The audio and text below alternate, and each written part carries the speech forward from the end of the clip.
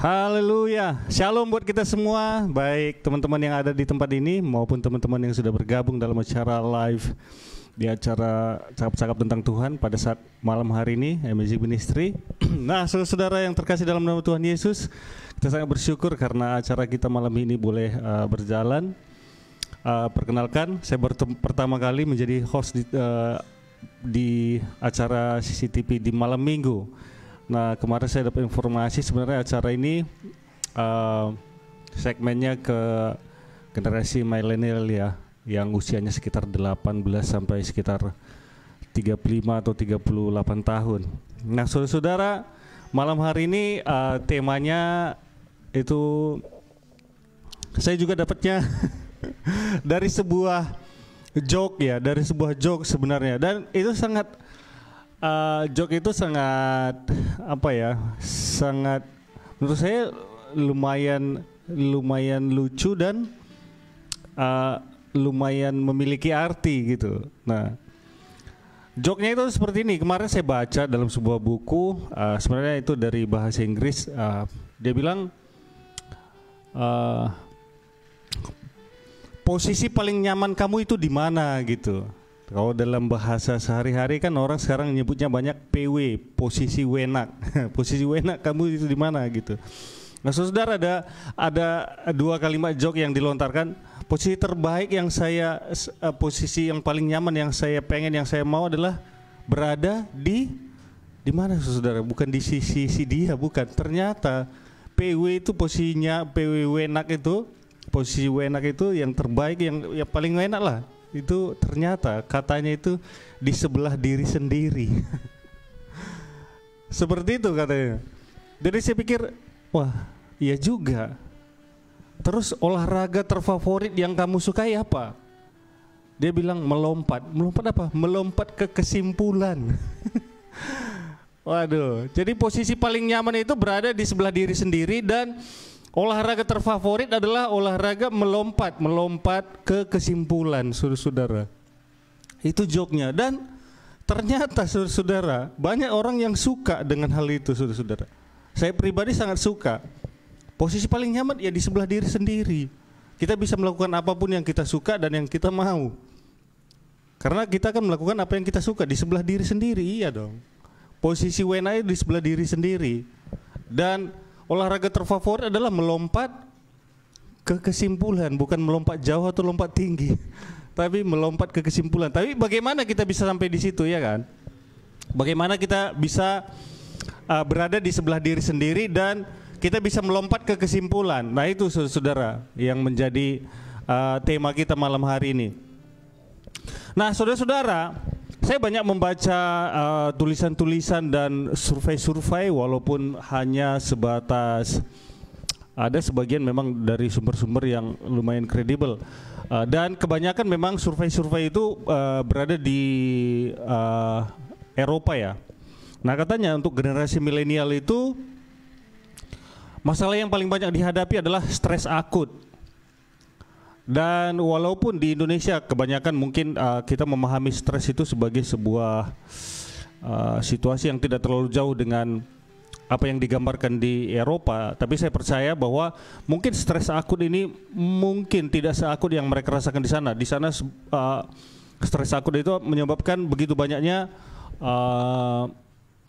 bunuh diri, kasus bunuh diri, kemudian kasus seseorang menjadi seorang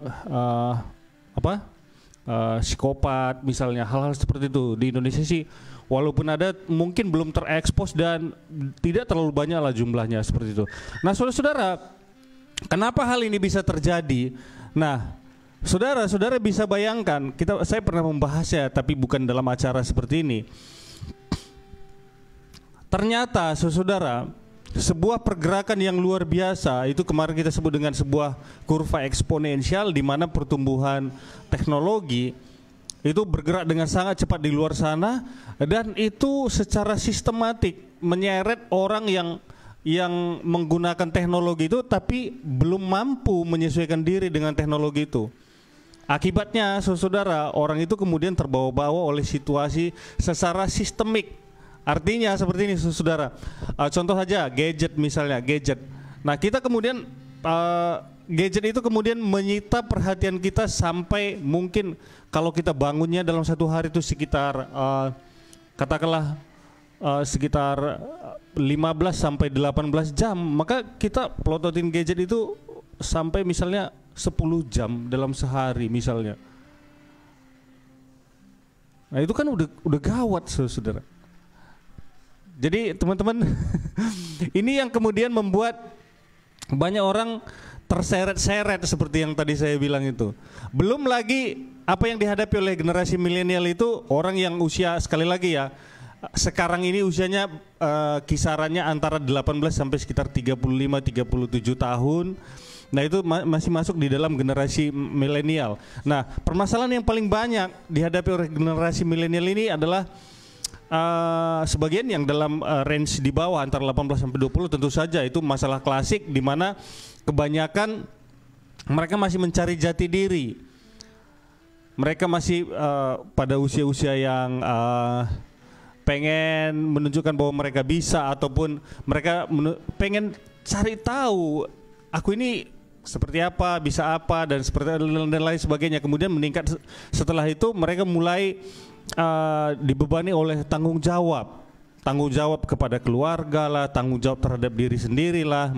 Sebagian sudah mulai ditanya-tanya kapan menikah lah, seperti itu saudara.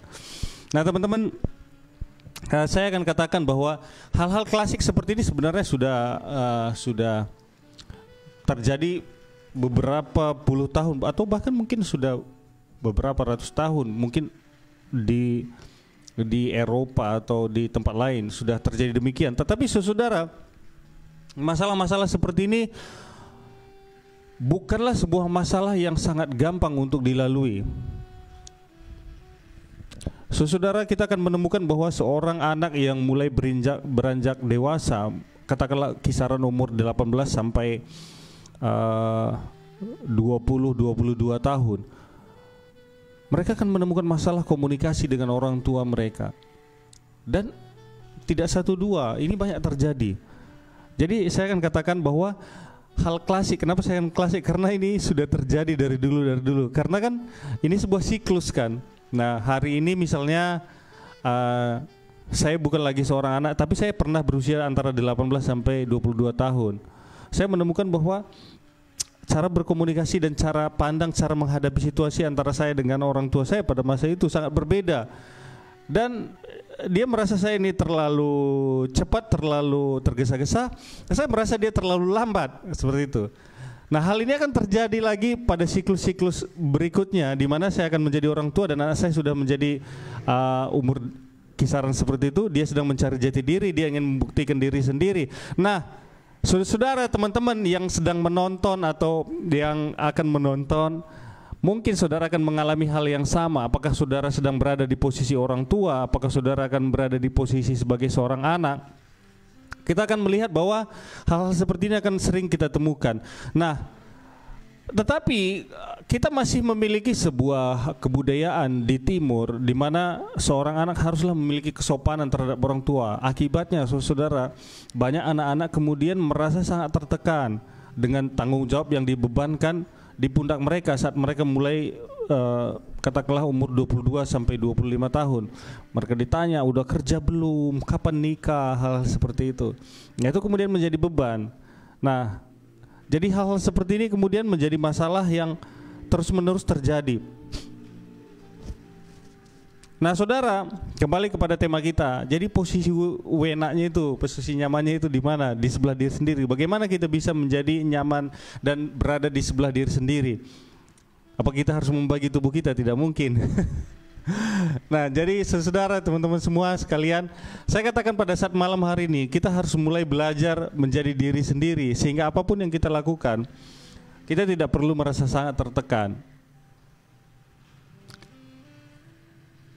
Tuhan katakan saudara bahwa Dia memiliki janji kepada kita masa depan yang penuh harapan. Tapi bagaimana untuk mencapai janji itu? Nah, itulah saudara, kita harus mulai membangun integritas kita. Bagaimana kita untuk mencapai janji itu. Jadi saudara, mesin pelompat ke kesimpulan itu sebenarnya adalah Alkitab. Iya, mesin pelompat ke kesimpulan itu kita akan baca saudara di dalam Yeremia 29 ayat 11.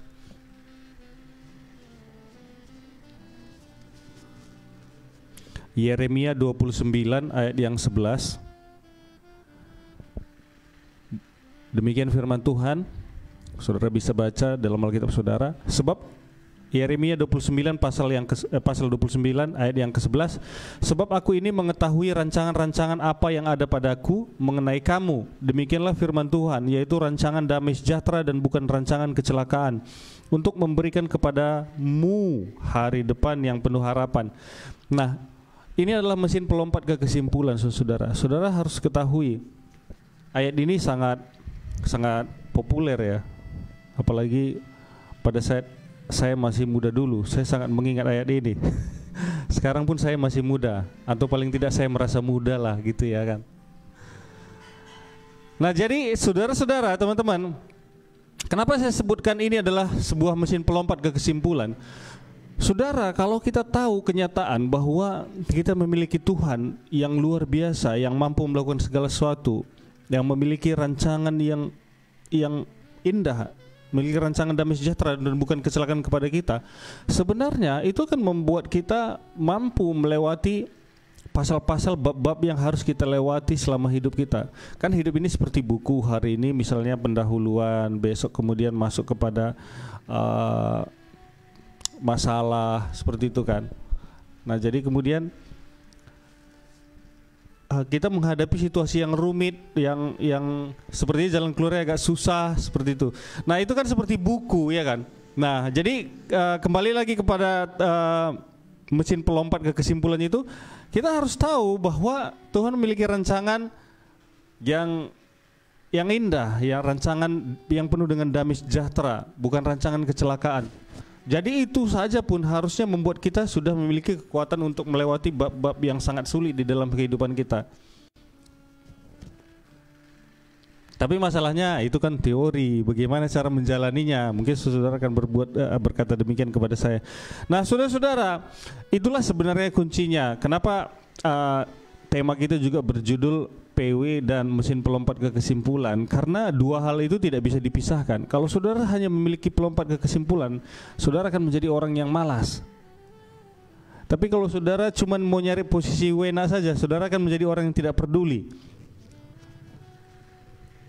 Kita harus tahu bahwa rancangan Tuhan itu adalah rancangan yang penuh dengan damai sejahtera, dan itu adalah kesimpulannya, saudara. Kita harus bisa melompat ke kesimpulan itu, bahwa kita ini adalah umat Tuhan, bahwa kita ini adalah anak-anak Tuhan.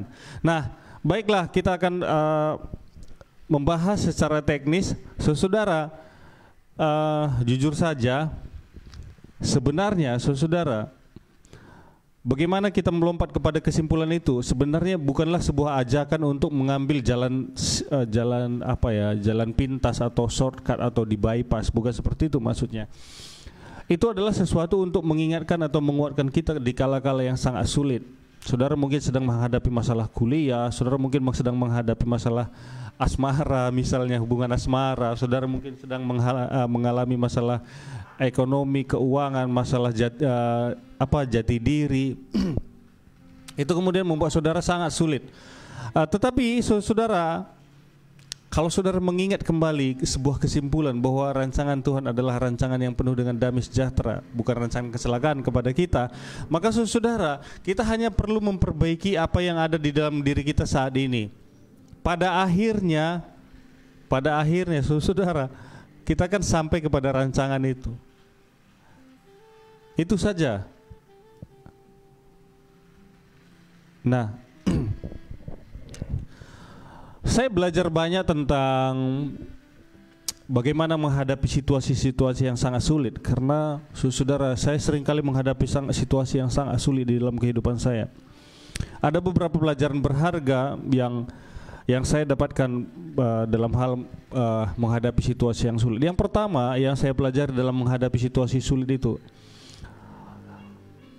saya harus mengingatkan diri saya sendiri bahwa bagaimanapun juga itu bukanlah sesuatu yang bisa saya hindari.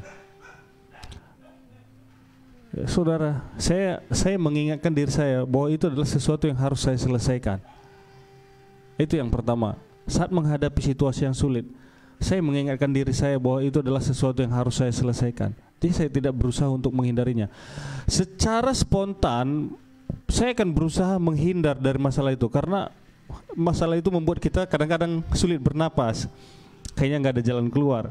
Tetapi kemudian saudara,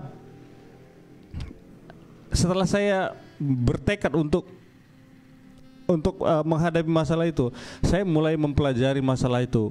Saya mulai mempelajarinya. Saya mungkin tidak memiliki jalan keluar untuk masalah itu, tapi saya mulai mempelajarinya. Atau paling tidak saya berusaha mencari tahu kenapa itu bisa terjadi, sehingga saya bisa mengurut, mencari benang merahnya kenapa itu bisa terjadi, sehingga di lain waktu saya bisa menghindari masalah yang sama. Maksudnya kira-kira keledai aja nggak jatuh di lubang yang sama, kira-kira gitu. Nah akhirnya saya pun, maksudnya supaya jangan sampai jatuh di lubang yang sama. Tapi pada waktu saya mempelajarinya, saudara, saya mulai menemukan beberapa jalan keluar di situ. Yang paling membantu adalah menghilangkan ego dan menerima kenyataan. Saat menghadapi masalah, saudara-saudara, saat menghadapi masalah, yang paling banyak membantu saya, maksud saya, saudara, ini kan kita bicara teknikal ya. Tentu saja kita sebagai seorang percaya, tadi saya katakan bahwa semua itu adalah mengandalkan Tuhan. Nah, mengandalkan Tuhan ini kan berdoa dan bekerja. Nah, itu teknikalnya bagian yang bekerjanya gitu, seperti itu. Saudara tahu Tuhan juga membawa bangsa Israel tidak diangkat lalu ditaruh di tanah Kanan, enggak seperti itu kan, dituntun seperti itu. Di situ Tuhan melatih, sama hidup kita juga seperti itu, saudara. Jadi pada waktu saya menjalaninya, hal pertama yang paling banyak membantu saya melewati masalah adalah saya mulai mengurangi ego saya dan menerima kenyataan. Itu paling banyak membantu. Kemudian ada beberapa hal di dalam kehidupan ini, saudara, yang harus dipilah-pilah supaya kita tidak terbebani. Maksudnya dipilah-pilah ini seperti ini. Ada beberapa masalah yang saudara tidak akan bisa selesaikan dalam waktu singkat. Masalah itu harus diselesaikan, butuh waktu untuk menyelesaikannya. Contohnya masalah meningkatkan penghasilan. Kita harus cari sumber, kita harus cari, udah dapat sumbernya nggak punya modalnya misalnya. Itu kan butuh penanganan yang lama. Sedangkan mungkin entah dari kampung, ya gimana kamu bisa bantu adik kamu sekolah misalnya, atau waduh Tuhan, untuk diriku sendiri belum cukup misalnya, kayak gitu kan. Itu kan masalah butuh waktu penanganan yang lama. Terus ada masalah yang bisa diselesaikan dalam waktu singkat. Mungkin kita harus memotong benang kusutnya, buang, udah selesai. Itu yang paling banyak terjadi, yang dengan cara menghilangkan ego. Dan kemudian setelah menghilangkan ego, menerima kenyataan, saya ini memang seperti ini. Tapi bukan harus meratapi diri sendiri. Nah, kita hanya perlu di situ, oke, saya memang seperti ini kenyataannya, tapi saya akan bangkit dari sini, saya akan mengubah diri saya sendiri. Nah, itu yang saya sebutkan tadi, saudara membangun integritas. Akhirnya saudara akan menemukan bahwa saudara akan mulai merasa nyaman berada di tempat saudara berdiri sekarang. Kita tidak perlu berpura-pura, kita tidak perlu berusaha untuk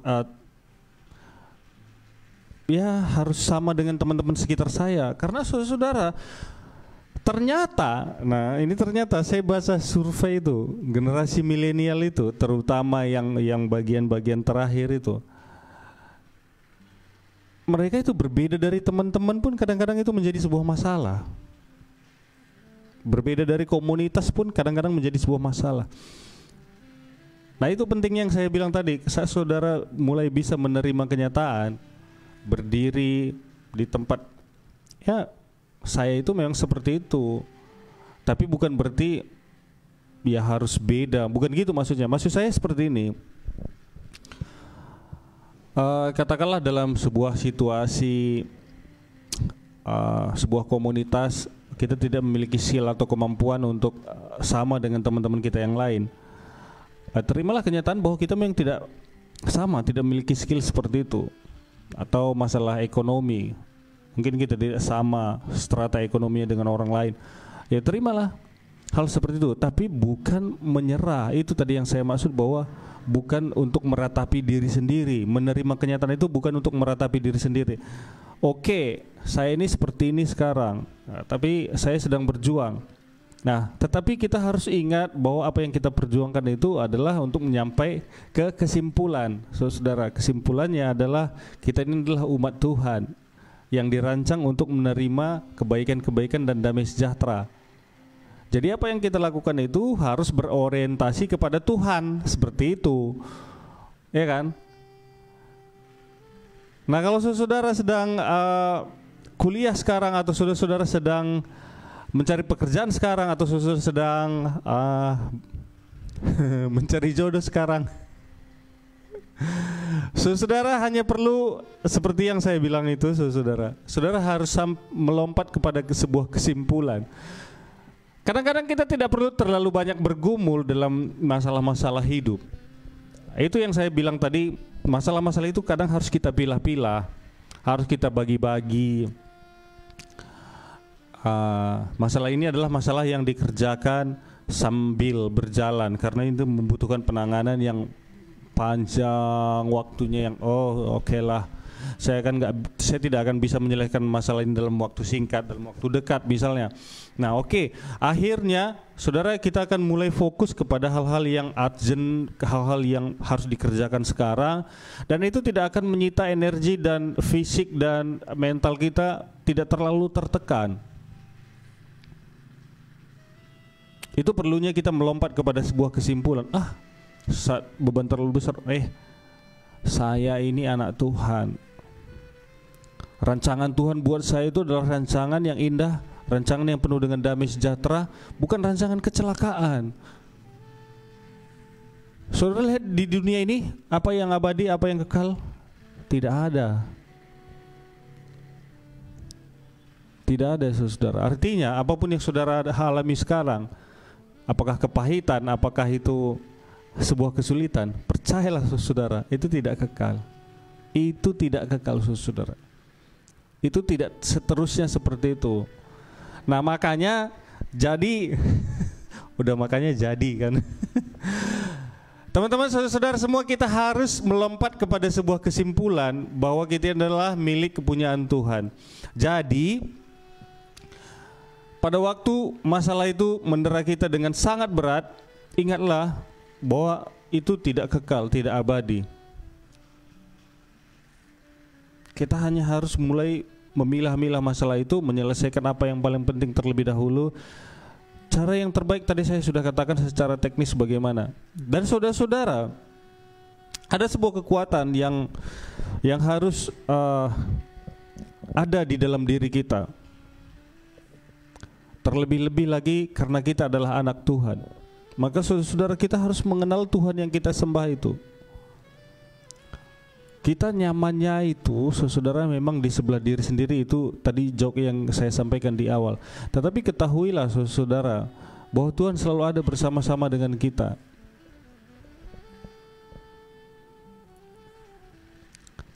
Apa yang saya katakan bahwa kita nyaman berada di sebelah diri sendiri itu sebenarnya sebuah ungkapan untuk menjelaskan atau menggambarkan bagaimana kita bisa memperoleh sebuah kenyamanan. Tetapi apapun pilihan di dalam kehidupan kita itu kan memiliki resiko. Nah, artinya saudara, dimanapun saudara mau memilih untuk pasif, mau menerima, mau pasrah, itu akan ada risikonya. Maka pilihlah. Saat ini saya akan katakan, maka pilihlah untuk apa? Untuk meningkatkan kapasitas diri kita. Pilihlah untuk meningkatkan kapasitas diri kita. Kita nyaman di posisi kita sekarang, mungkin saja itu akibat kita tidak men-challenge ya, kita tidak menantang diri kita.